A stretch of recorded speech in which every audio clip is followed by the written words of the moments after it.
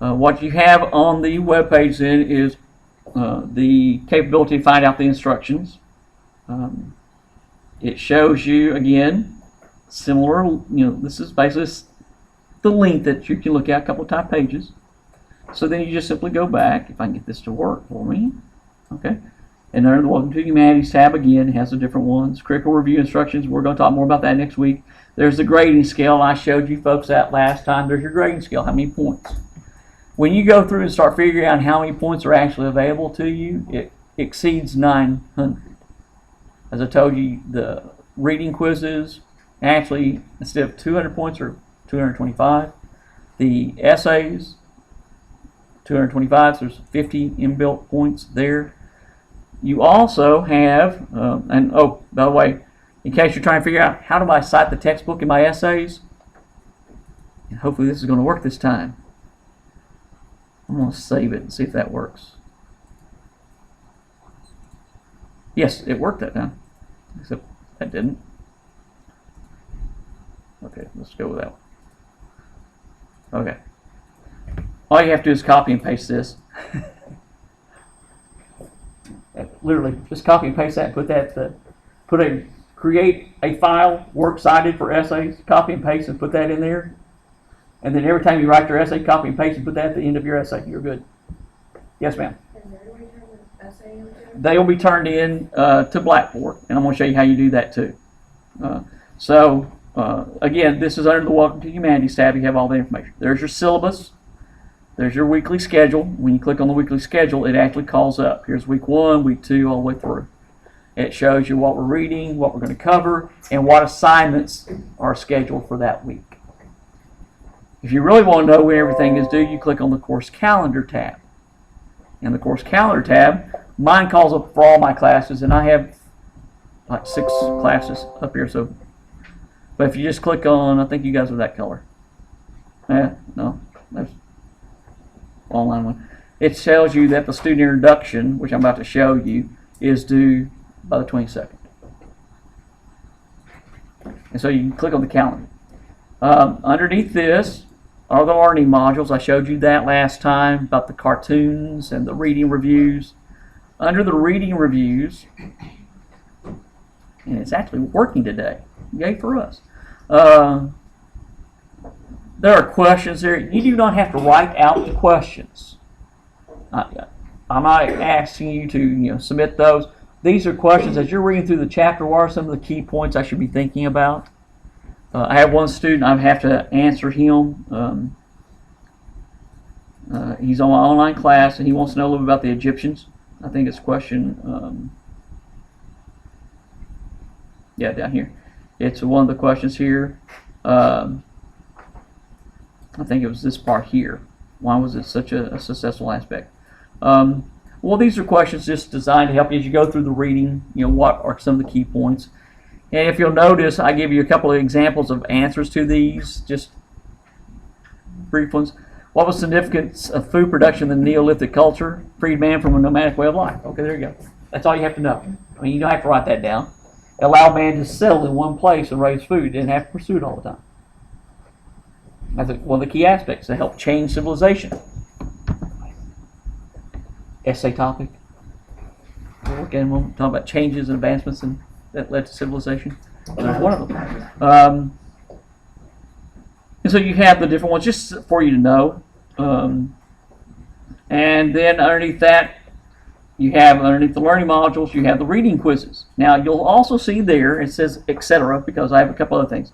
Here's an honesty contract. Did I show you guys this one last time? May have. The honesty contract, all you have to do is begin it. It involves you saying, yes, I will be honest in this class. You submit it and you get 5 points. I'll click the begin. I get in trouble for this all the time. Literally, this is what it shows you. I have read and understand. Now this one says, I got to fix that because it will make an immediate withdrawal is what I used to say, and I changed it. I forgot to change that part. But you just click that little one, hit that, and you get 5 points. That's not included in that original 900 maximum points. That's 5 more points. go back here, reading quizzes. Yes, leave this page. Is that what's due tomorrow? The honesty contract is due, but there's also an introduction. I'll show you that in a moment. It's under a different category. Here's a pre-course quiz that you get to take. It's due by the 23rd. That's Saturday. It doesn't take long to do. Because, again, these are 10 points, folks. I originally didn't count into the 900. So anything you get here is a bonus. It's just let you know where you're coming from. And then the reading quizzes themselves are right here. And you simply click on this one. And when you click begin, it calls up. And there are 15 questions. You have 20 minutes to answer those. You can use your book. Use your notes, whatever you need to. So those are the reading quizzes. Now, the essays, this is where the student introduction is. And this is one that you need to go to and do. And you can click on the black here, and it tells you it's worth 5 points. Again, those 5 points were not factored into the original grading scale. It's an additional 5 points. So if you don't get around to doing it, it's okay. But I like to know something about the students a little bit. Click here, and it'll call up. It's actually working today. It tells you what you need to provide me. So you can actually call that up and do this on your computer, save the file. You can either write it with the essays and with the student introduction. You can actually write it immediately. If you feel like you're capable of writing it immediately, go ahead. Click on Write Submission. It calls you up a little thing. You just type it in right there. My recommendation is instead look at the prompt or look at what this is. Write it separately. Go over it, proofread it, etc. Then save it as a file. Come to here. Click Browse with the computer. Find your file, upload it. And if I hit browse, it'll ask me where to find, and I don't have one, so and then you browse it and submit it, and it goes in. I read it. I'll give you a little feedback and give you a grade. With the essays, the same thing happens. You click here, and it looks the same way. It tells you how many points is possible. Gives you the prompt again. You can either write your submission now, or you can browse your computer, and then I ask you to click here, so you agree to have it sent to the global database so that we can have all the nice checking that's taking place. Again, this is how you do these things, and we're going to talk a little about this topic in the first place. And so all the essay topics are there. I get to see them all right now. When you guys go into it, not all of them are open for you. My view is a little different from yours. You also have communication area, announcements, videos. I am recording what I'm saying right now, and I'll be uploading this video for my online classes so they'll understand some things. And you click on the videos, and I have some posted for you. Mesopotamia, we're going to look at, I told you about 15 minutes worth, especially the 3D modeling of the city. Actually, it's not even 15 minutes worth, I think it's 10. But we won't look at that one. So if you want to see all of it, you can click and see the whole video. I will not be able to talk about this one. We're not going to see this video, but I thought some of you might be interested in it. It talks about the Egyptian mythology and their views about gods. And so it's a nice little one to look at. I get mail, and nobody sent me anything from this class, which is okay. I also have a tab for my grades. That is for you. When I click on it, I don't have grades for the class, so it shows me nothing. But you can actually click on it, and it will call up your grades for the class without having to go down to the grade center and try to look at all the different ones. It has that. Now the grade center, mine will show all of you, so get ready, you're going to see your names. When I click on the grade center and I click on the full grade center, it calls up all of you, tells you when you last accessed it, way to go some of you, and then it shows you some of you have already done some things, way to go. Who took did somebody take the introductory quiz? Way to go. Okay. Yay. So you already have points that weren't even scheduled to be in there, so you're ahead of things. And it has a column where it shows total points. I don't have a weighted column. I keep planning on getting rid of that, but I always worry about getting rid of that. But total points. And this will gradually fill up, and when you get to a satisfactory number of points for the class that you're saying, I'm good, you're good. Of course, 810 is the minimum to earn an A. So as soon as you get to 810, You can stop if you want to. Okay? You're all going, we don't get 810. Yeah, you can. But anyway, that's what you look at. And then here's where you find the exams. Mine has the extra thing about essays, which I don't give, but there's the actual exams. Again, if I haven't opened these up yet, so it's okay. I haven't opened these up yet because you're not ready to take a test yet. Unless you tell me, I really need that first exam open. I've already read the first 4 chapters. I'm ready to go. Okay. I'll open it up probably the start of the 3rd week. I'll open up the exam. That's what I typically do. Every 3 weeks I open up the exam. But you just click on it. And then when you hit begin, questions come up. It's multiple choice for the exams. I get an essay a week. That's enough reading for me to do. I don't need more on the test. So, the essays are designed to check, see, are you understanding what you're reading and what we're going through. The test, and that's all it takes to do, and you're good with it. Okay? Any questions about the page, what's there? I try to lay it out for you so you can find everything. I usually have an announcement. I will do an announcement for each of the quizzes, saying, okay, the quiz is now open, which is why it says test is posted. I'll make sure that I also put in there about, first essay is due such and such time. It's also on the course calendar already, but will do an announcement for that so that you can get that when you go in and check. I'll also make sure that that the first exam is now open and will stay open until such and such time.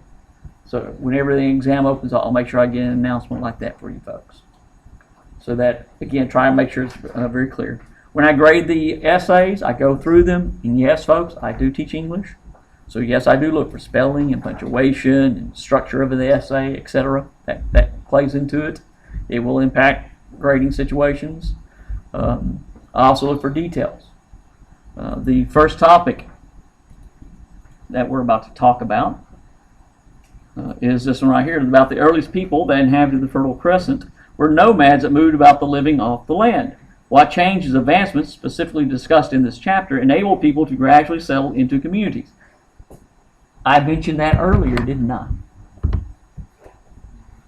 As they started developing the ability to use materials to make tools, to make weapons, among other things, so that suddenly they were able to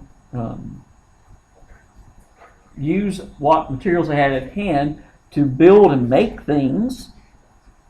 It became less feasible to move many of these things. I'm using a very nebulous term there. To move these objects and items. When you're making, I showed you the cartoon about the wheel. Remember that one? You bring me a tray with a hole in it. You have to have a workshop to make that. Yes, the wheel enabled them to be able to travel greater distances, but you needed a place to make such items. You don't just get to pick up and go the next day and, let me make a wheel tomorrow night. No, you need materials gathered. You needed tools that are functional. Until you develop the tools, you're not going to be able to make things. That's what the little cartoon emphasizes, right?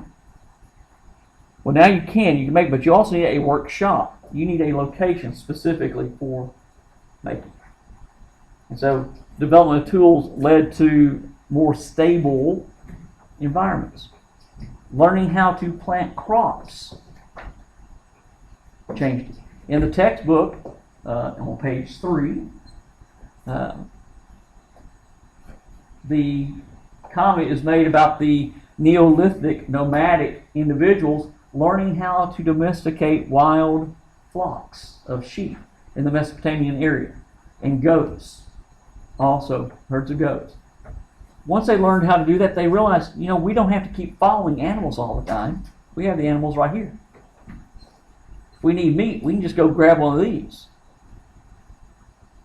And if we just watch over them, maybe take them a couple of different pasture areas at different times of the year.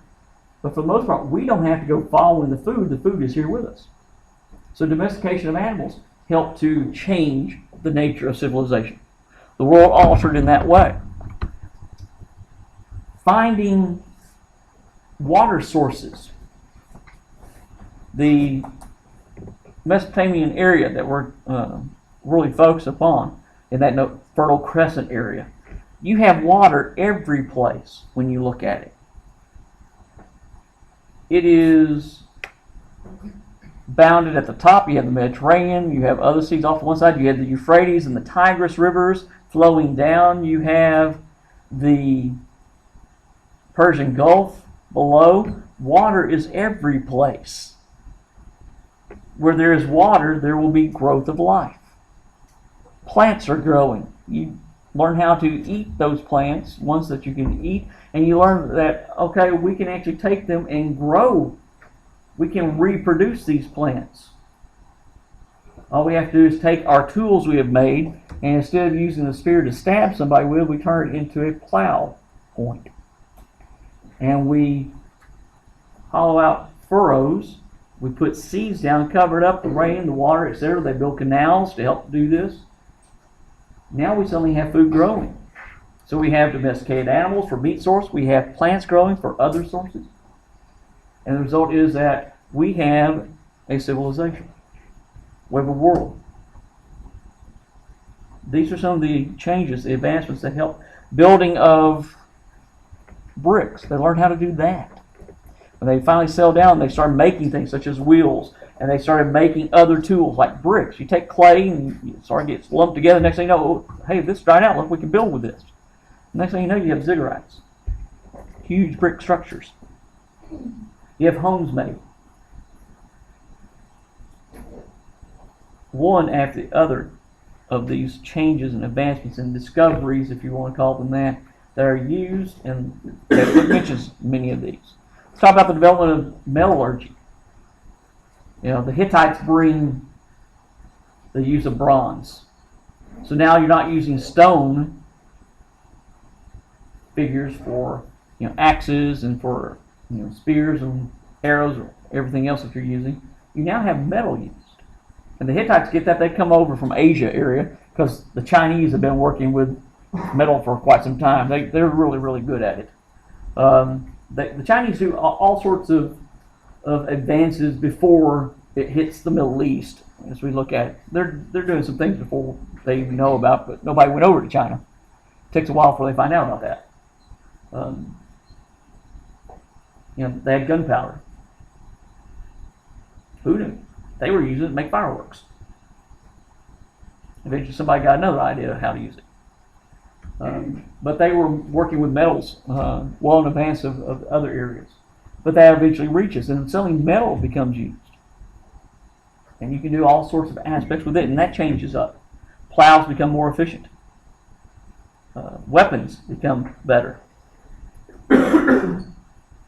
You have changes that are offered for us. When you look at the textbook, we'll go ahead and turn this off now. If you get the lights for me, please. When we look at the textbook, and again, hopefully you recognize, oh, he just answered 3 of the questions on the quiz. You go, why couldn't you call up the quiz? We saw the essay topic. Why couldn't you call up the quiz questions? Sorry, I gave it away. Just remember about the Chinese. Okay? Very important at times. One of the aspects that took place, and I showed you that original massacre for a reason. I guess I better point this over here so that when I'm walking away they can see it. One of the aspects about that massacre that I wanted to point out to you was that trying to figure out why it occurred. It was very problematic. Was that this group somehow of 27 people had wandered into this area that this other group sort of thought was their territory, so they were, you know, defending what they thought was rightfully theirs? Was it this group, as one of the suppositions on the article said, they had some maybe store pots of food, and this other group came along, they were hungry, give us the food, we're not going to give you your food, we need it for ourselves, and okay, we'll just take it from you, aggressively did so. Was it something else? This idea about having stores of food or weapons or whatever becomes part of an issue for these developing civilizations.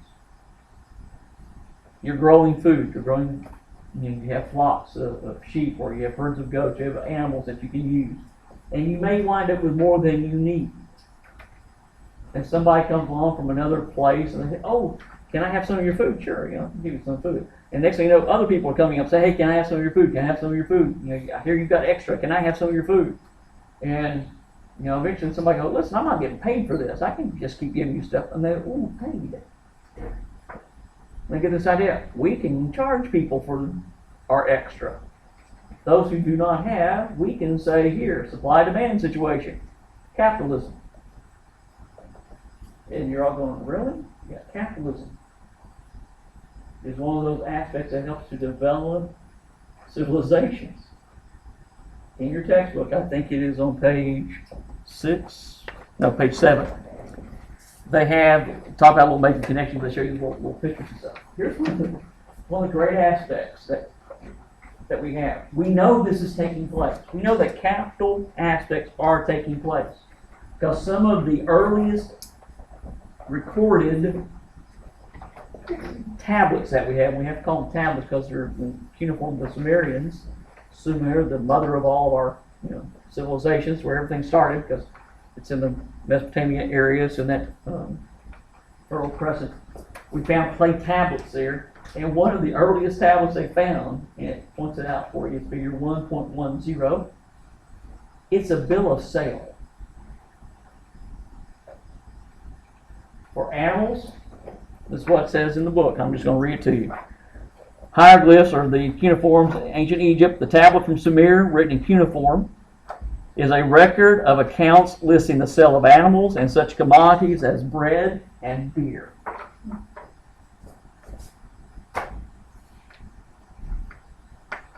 That's how the world developed, folks. And many anthropologists and archaeologists they will argue this.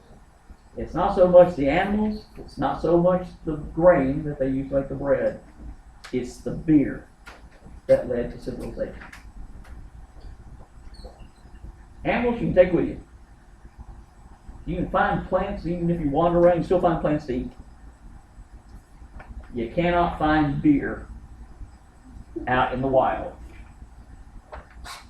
You have to stop and make it. And it takes time to do so. And so you suddenly have to build something to make the beer, distillery of some sort. And if you're going to do that, it's going to take a while to do it. You have to have a place where you're going to sleep, so you have to build a home. And you got other people who have to build homes. You got to have other people, well, to make beer, we have to have the certain kind of crops, right? We have to have the right stuff, so we have to plant those. We have to wait for it to grow. So we have to live here. Civilization starts because man needs his bud. Or Miller Lite, whichever one you prefer. That's the argument. Beer. And it's listed on bills of sale. Because you make enough, other people will come get it. Now I know none of you, because most of you are under the age of 21, right? So you don't have any idea what I'm talking about. Good for you. Okay? But the argument can be raised, and it often is, that if it were not for alcohol, there's a good chance that civilizations would have not developed as quickly as they did.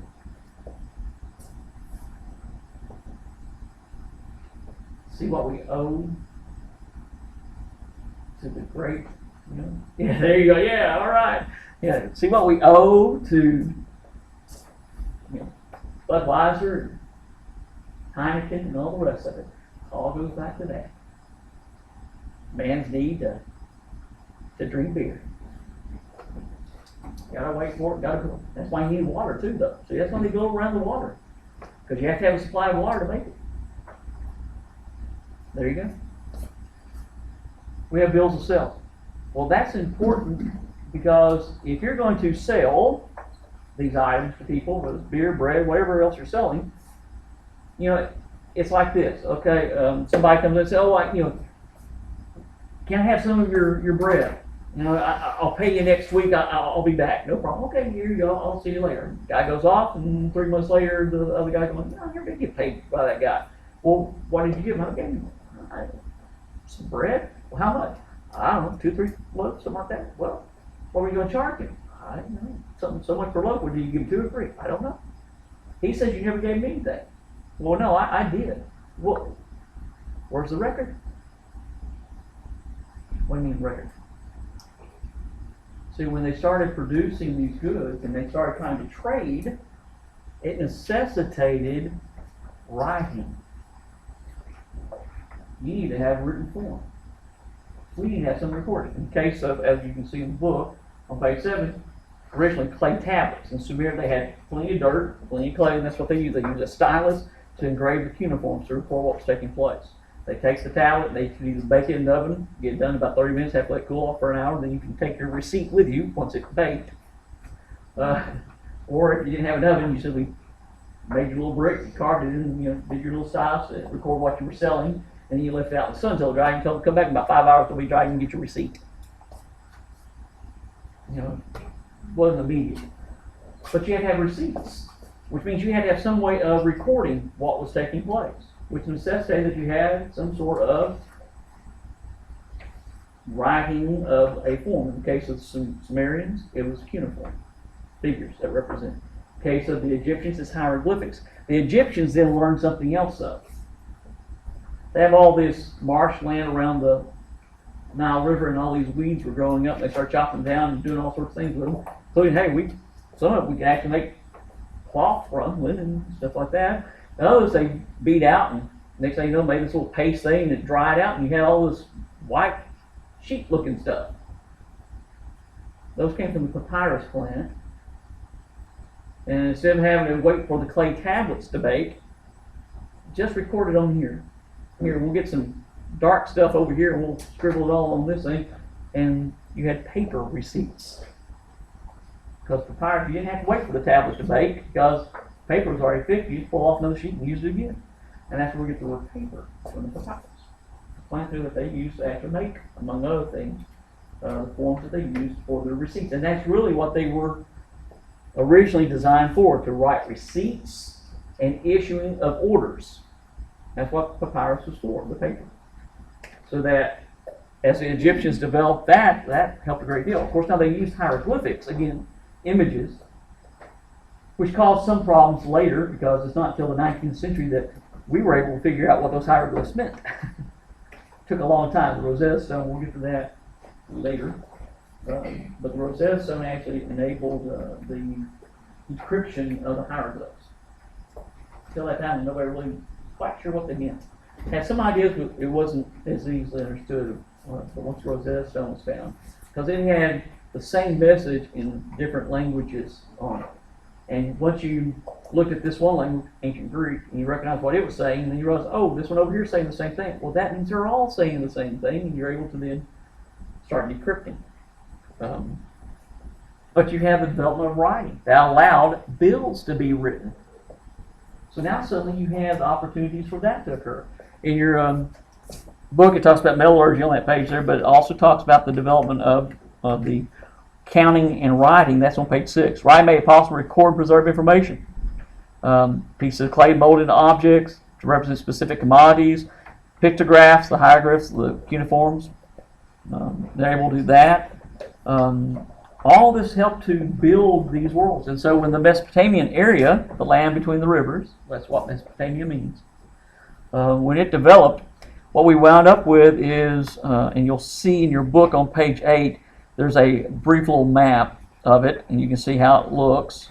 You'll see the Persian Gulf down here to one side. You see the Caspian Sea, the Black Sea, Mediterranean Sea. You see the Red Sea. Again, in the rivers themselves, water every place around here. Yes, some of the area is desert, but you have water available so that you can use it in some ways. You can also use it as a travel. It's a highway for you. You can sail around there and go to other places. So when they established themselves and they stopped at a certain place, life altered. Life changed. You now have people that you need out farming, so you get the farmers out there. They're the ones that have to work all the time. They were important, but they weren't that important. Because the ones you really needed to take good care of were those who were writing everything down. So they kept track of everything for you, right? So your scribes, as they were called, the ones who wrote, they lived good lives. If you could write, you were well off, you could handle it. You had the makers of things, so the craftsmen, they lived, within the cities. You had the priests, because suddenly they started thinking differently. The ancient Sumerians had belief in gods. They talked about how the world was created. You start trying to tell, well, how did we get here? After, some people had time to think for a while. Instead of having to wander all the time, worry about the next meal, some people actually had a chance to think, well, where did we come from, Daddy? And Daddy had to make up a story. Or tell them the story, or whatever he thought he knew. And, well, we got here because of. Well, where do we go now, Daddy? What do we do when, because somebody passed away? Mommy, what happens to him now? Not sure. We worry about that. And originally, the peoples of the Mesopotamian area probably did not have a religious view of certain aspects in the sense of an afterlife. When you look at Gilgamesh, the epic, that is the earliest known epic that we have, one of the concerns within that one is that Gilgamesh is this powerful figure, and you have the description of how he takes over and does all sorts of things, and the people get upset, and they call the gods for help. So the gods make a second one, basically. They make it equal to Gilgamesh. They make this guy called Enkidu. And they fight for a while, then they become best friends.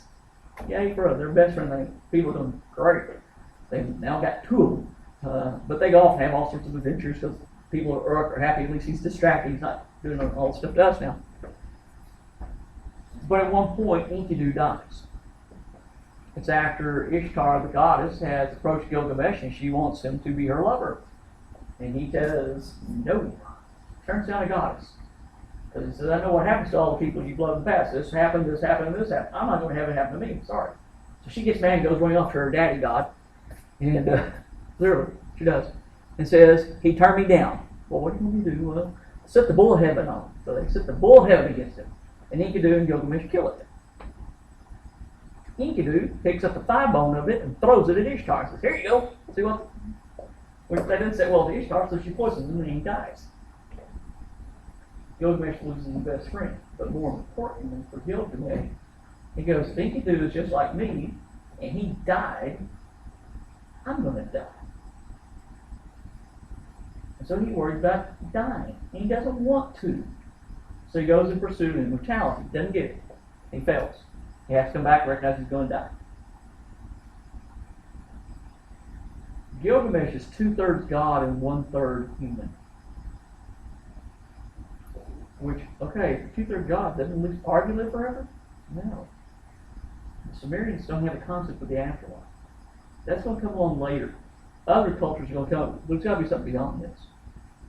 There's something else. And they come up with their own understanding. The Egyptians come up with the view that there is something after this world. And they get prepared for it. Especially their nobles.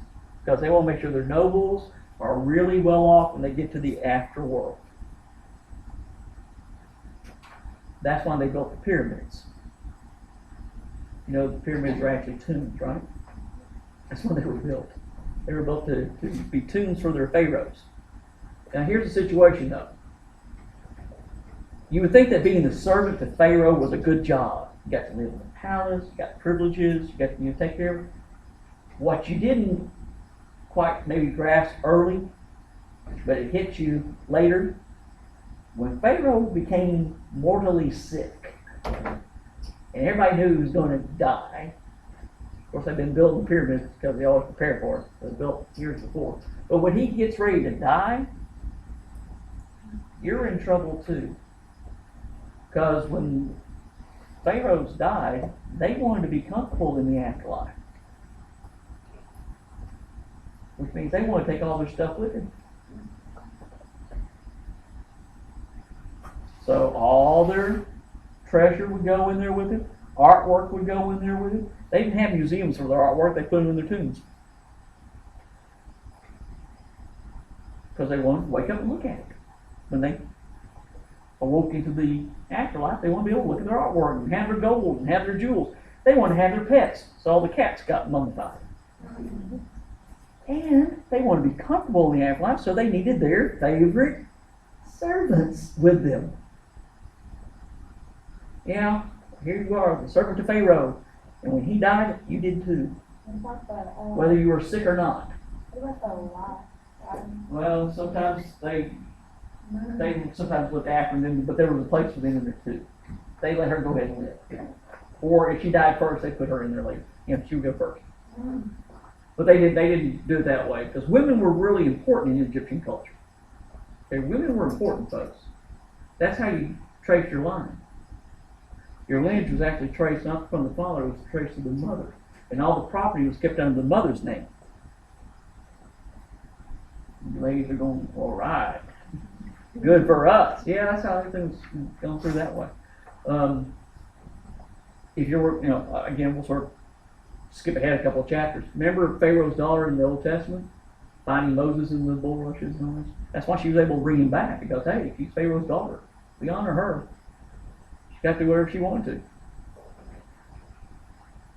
But you didn't want to be Pharaoh's servant, or at least his favorite servant. Okay, maybe you can be third in the list. He may not take his third, but you're going to take his favorite with him when he dies. And whenever that comes, put it to the tombs. Right now with King Tut's tomb, that was a big discovery. All the gold and all this stuff. They're exploring it further. They think there's now another chamber behind it. They're working on it, trying to see what they can come up with. Yes, sir. In reference to the afterlife, do we get into Zoroastrianism? Like, when that? We'll get into a little bit of that later. I mean, that's when we get to Mesopotamia? yeah, well, a little bit, but actually it's more of the Far Eastern aspect. When we get more over there, that's where it comes from. The Indian aspect, it comes in. You actually have a little bit of a reference about India over here. Let me get over here. In the book, they give you some yellow pages or buff color pages, and they talk about the ancient India. And they talk about some of their aspects here, their caste system. They talk about some of their Hindu pantheism and how they have that. And from that is where we're going to get some of this. That will eventually move into it. And you'll have about Dharma, Nirvana, and all the rest of the stuff along those lines. That will come into play here. They don't give you much. India doesn't get much play in this book. Just like they give China a couple pages at first, and we have to get back to them later. But with this idea of an afterlife and this idea about religious views, suddenly the world starts being shaped that way. Your book has a reference about it being a theocracy, a God-led world. For ancient Egypt, for instance, the focus was on the sun. The sun was important. Ra became the sun god. He's not the actual sun, he's the sun god. They draw a distinction between the two eventually. But you have other gods as well. It's polytheistic society. Monotheism is back over in Mesopotamia. They actually have a couple of groups over there that become monotheistic. The Hebrews are monotheistic. But what happens at one point, around 1200 BCE, and we talked last time, I think AD, year of our Lord, Anno Domini. BC is before Christ, is how everybody says it. Well, it's now also, you'll see BCE. It's called the Common Era. Okay? Before the Common Era and then the Common Era, because we have other religions other than Christ, and Christianity and that view. So they try to go to BCE. It means they use the same dates out. Okay? When we say, 500 BCE, it means basically 500 years before the birth of Christ. So, okay, BCE, before the Common Era. Okay, yeah, one way or the other. But AD is still year of our Lord. So, okay, some places you will see 2016 CE instead of AD. The year of our Lord is the birth of Christ. Yeah, the year from the day of the birth of Christ forward. So 2016 years ago, technically. Although when they went back and refigured the calendars, they were like, we think maybe 4 or 6 BC. It's like, it's actually quite a little over. So, but they decided not to change things at that time. But they had enough trouble when they had skipped a couple of years. One time when they tried to update the calendar back in the, a few centuries ago, they tried to update the calendar and everything got shifted and everybody's birthday got shifted. So they decided not to do that again. We had to shift 6 years. You're now suddenly, it'll now be 2022. Oh my gosh, I'm 6 years older, and it's just like yesterday. I was on. Yeah. What happens is that with this focus on religion, because when you settle and you're working, you have people asking questions. Isn't there more to life than this? You know, they get philosophical. Well, people wonder, there's got to be more than this. You know, when you're out there plowing that furrow again, you know, there's got to be more to life than just this. My back is hurting. There's got to be more. Surely there's something else for me. And you look up and go, surely there's something else. And religion comes in. Ancient Egypt had a number of different gods, but focused on Ra, and that's at about 1200 or so BCE. One of the pharaohs took it very far. He says, there are no other gods, there's only Ra. Amen Ra, we worship him and him alone. And he wrote a poem about that in the creation. I didn't bring the book. Bring the book with you and have a look up online. In which he praises the creator of all things. He created the waters. He created the land. He created all men. Amen Ra is our God, and we worship him. And it's like, okay, that sounds familiar. That's why some people, that didn't last very long, because the priests of all the other gods are going, wait a minute, what about our God? Oh, you don't have a God anymore. And so they're told, you're just a worker again, get back out. No. I told you the scribes and the priests lived nice lives. No, so that particular Pharaoh died fairly quickly. And Tut is part of that line, and he also died fairly quickly. He didn't last long. Next thing you know, the worship of Ra is gone. All the signs of it are destroyed practically. There's very little left of the worship of Amen Ra. And you go back to this polytheistic view. The monotheism starts emerging, a focus on one God. And the Hebraic culture that we'll get to here in a few chapters, chapter 4, will have a focus on a single God. In 7th century, 600s, you're going to have a focus on Allah, as you have the rise of the Islam faith, one God.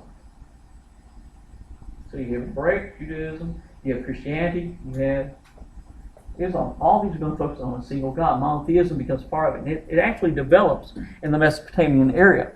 This is Mesopotamia was very much polytheistic. Several gods. I can give you some of the names like Tiamat, and you have Marduk, and a few other ones are listed there for you. But eventually, what you wind up with is a narrowing down to one God. The Persians, especially, because they come in out of part of this area, the Pers people, and we call them Persians, they decided to focus on one. They're one of the first ones to focus on a single God. And the question is that where the Egyptian idea of a single God came from? Did he get exposed to the Persian view and this trading that was taking place from culture to culture? As you know, the Persian traders would come over into Egypt. Did the Hebraic culture run into that? Was the Hebraic culture influencing the Persian? Which one was it? Your book on page 13 talks about the Persian Empire, and they get all of 3 paragraphs. Persian was an important group. Says their monarchs oversaw a vast network of roads. They're one of the first ones that actually tried to build roads. The Romans take quite a bit of how to build roads from them later. They do metalworking because they have access. They're the ones who have traveled. They were one of the earliest merchants, and so they traveled different places. The stereotypical image, which is really not that good, but we all think about the Middle East and think of all those caravans, groups traveling over with camels and back and forth. You've probably seen images like that, right? Those really were Persians in that way. That's what they did. They traveled. They were that capitalistic aspect that I talked about. They were one of the first ones who really exploited that capitalism, and they built up an empire then that was actually monetarily. And then they built up from it. They built into a very powerful military attitude.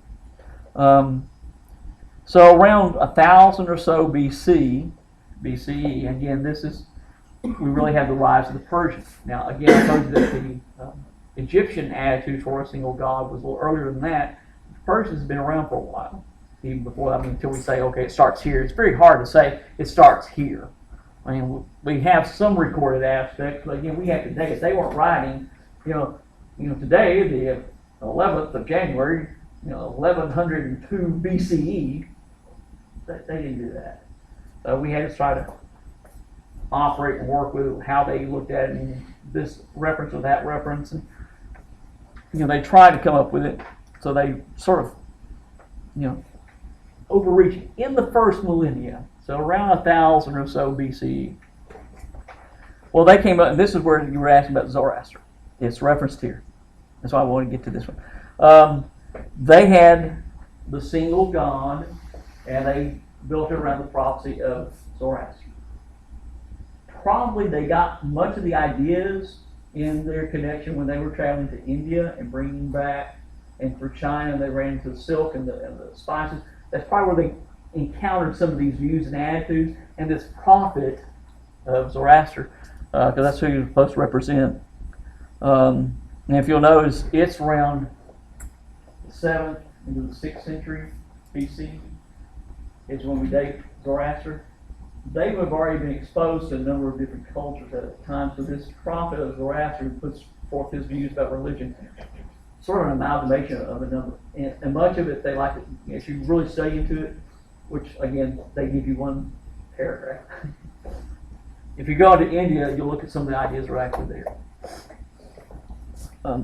The idea about good and evil. Think about the Indian concepts of that, how they have their gods in that way. The Chinese attitude, again, the idea about good and evil in that way, the light, the dark. Zoroaster seems to have had some sort of understanding of those, and that's where it gets incorporated. But they wind up with, okay, we got a single God, we're good. Focuses on that. The idea about, this is also, again, this is after. You've already had some other ones that are developing. But Zoroaster names that the reward is paradise. That live a good life, do what you need to be, you will wind up in paradise. Fulfillment of life. And that we are free to make choices. Well, Zoroaster believes it says, including a last judgment and resurrection, that's part of it, influence what we see later. Now, the Hebraic religion is already started before that, when you trace the number of years and everything, but it's clearly going to be influenced, or is influencing. That's what some people say. No, it's the influence. It's not influenced by, it is the influence on. And so it raises issues. We don't always have that, but as the world changes and develops, cultures start intermingling. Much of it is because of that point I said earlier, capitalism. You got some things I want, I got some things you want, let's deal.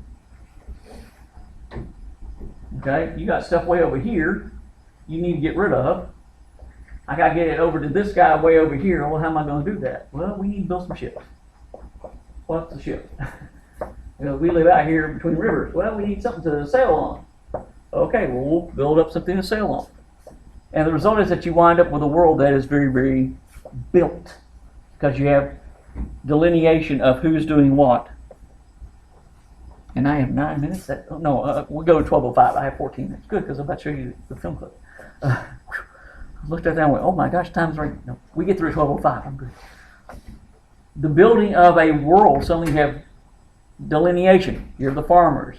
You're the workers. You're the craftsmen. You're the priests. You're the scribes. Everybody has a role. You have nobles. Oh, we actually own the stuff. We worship you because, you're connected to the gods or whatever. Everything had a place. And civilization develops. From tools to domestication of animals, to the production of and growth of crops, to the need to make beer, to development of religion, to the focus on figuring out how everybody can work better together. If people do their job and we do our job, we don't all have to try to do the same thing. Delineation, all that comes into play. We'll